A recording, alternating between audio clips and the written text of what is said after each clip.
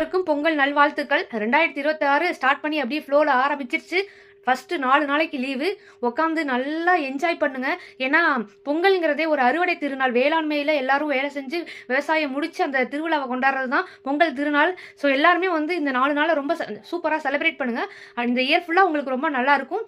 பழையன கழிதலும், புதியன புகுதல்னு வந்து சொன்னது வந்து விவசாய பொருட்கள் அன்னைக்கு வந்து எரிச்சாங்க. இன்னைக்கெல்லாம் அப்படிலாம் கிடையாதுங்க. எல்லாருமே நான் வந்து இந்த பொங்கல் நல்நாள்ல உங்ககிட்ட கேட்டுக்கிறது, பிளாஸ்டிக் யூஸ் பண்றத குறைச்சிருங்க. நல்லா நீங்க வந்து வீட்ல இருந்து ரீயூசபிள் பேக்ஸ் எல்லாம் எடுத்துட்டு போங்க. நம்ம ஒரு விஷயத்த வந்து இதுல ஒரு நல்ல நாள்ல இனிதா ஸ்டார்ட் பண்ணலாங்கிறது என்னோட கோரிக்கை. உங்க எல்லாருக்கும் இந்த வருஷம் ரொம்ப நல்லா அமையறதுக்கு என்னுடைய வாழ்த்துக்கள். கண்டிப்பா அமையும். 2026ல நீங்க அச்சீவ் பண்ண வேண்டிய எல்லா கோலையுமே கண்டிப்பா அச்சீவ் பண்ணுவீங்க.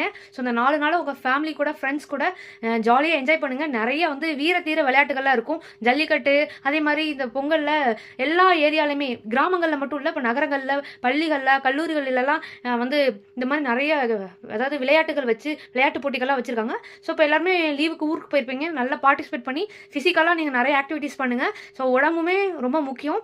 கண்டிப்பாக வந்து எல்லாருமே பார்ட்டிசிபேட் பண்ணுங்கள். அனைவருக்கும் பொங்கல் நல்வாழ்த்துக்கள். தேங்க்யூ.